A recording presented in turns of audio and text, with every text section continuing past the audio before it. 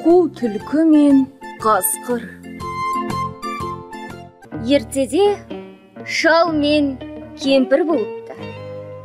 Балалары жоқ, екеуі ғана өмір сүріпті. Бір күні шал: «Ей, кемпір, бүгін бәліш пісір, ал мен біраз балық аулап келейін». Түс қайта аулаған балықтарын шанаға тиіп, үйіне қайтады.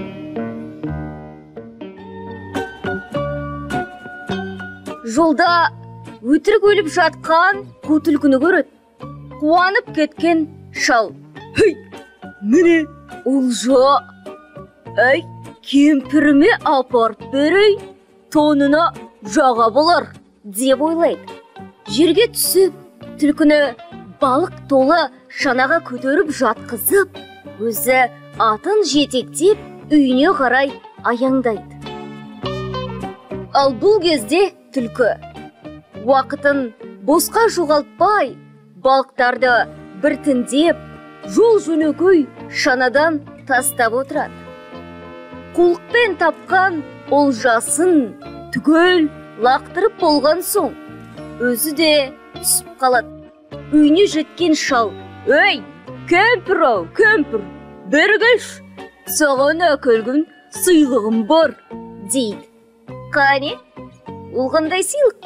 деп сұрайды кемпір. «Әне, үйілген балықтардың үстінде тоныңа әдемі жаға жатыр». Бос шананы көрген кемпір ашуланып: «Қошал, мені алдамақшы болдың ба?» деп шалдың жер жебіріне жетіп айғайға басады. Балықтың да, түлкінің де жоқ екенін көрген шал алданғанын біледі. Өкініштен санын ұрғылап қалады. Бұл кезде қу түлкі балықтарды бір жерге жинап, рахаттанып жеп отырған.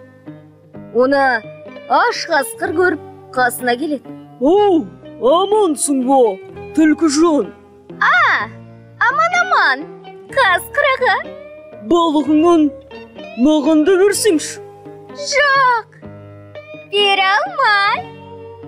Өзің аула да, жей бер». «Ей, мен аулауды білмеймін». «Оның еш қиындығы жоқ. Өзеннің ортасына барып, мұзды ойып ал.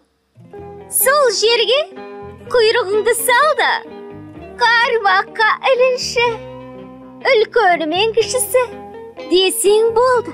Балықтар өздігінен құйрығыңа жармаса. Міне, осылай құйрығыңды балықтармен бірге суырып аласың. Тек ол үшін ұзақ отыру керек». Аңқау қасқыр түлкінің айтқанын екі етпей орындайды. Өзенге барып, мұзды ояды. Құйрығын суға салып: «Ей, қармаққа ілінші, үлкені мен кішісі. Ай, қармаққа ілінші, үлкені мен кішісі», деп қайта-қайта қайталап отыра береді. Қасқырдың соңынан өзенге түлкі де жетеді. Сыртынан бақылап отырған ол: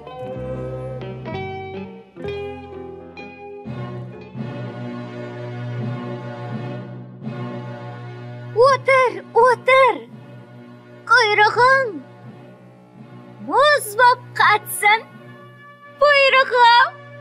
Түлкінің сөзін шала естіген қасқыр: «О, түлкіжан, бірдеңе дедің бе?» деп сұрайды. «Жоқ, жай ғана көмектесіп жатырмын», дейді де қайтадан: «Отыр, құйрығың мұз боп қатсын, құйрығым», дейді түлкі қулана күліп. Осылайша қасқыр түні бойы тапжылмай балық аулап отыра береді. Судағы құйрығы қатып, ауырлаған сайын: «Ой, балықтар екен», деп ойлайды. Не де болса шыдап, құйрығын мол балықпен шығармақшы. Таң бозарып ата бастаған кезде қасқыр олжасын суырып алып үйіне қайтпақшы еді. Бірақ әбден мұз боп қатқан құйрығы судан шықпайды.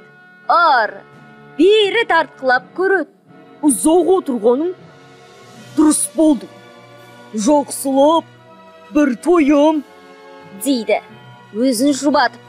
Бұл кезде өзенге су алуға келген қыз келіншектер оны көріп: ойбай, қасқыр, ұры қасқыр, ұстаңдар оны, ұрыңдар, деп айғайға басады. Қолдарына түскен заттармен қасқырды соққылай бастайды. Тоқпақтың астында қалған қасқыр ары жұлқынып, бері жұлқынып, ақырында құйрығы жұлынып, мұзда қалады. Өзі алды-артына қарамай безет қашып келе жатып: қап, бөлім, түлкі, қолыма түсің, оңдырмайым, деп ойлайды.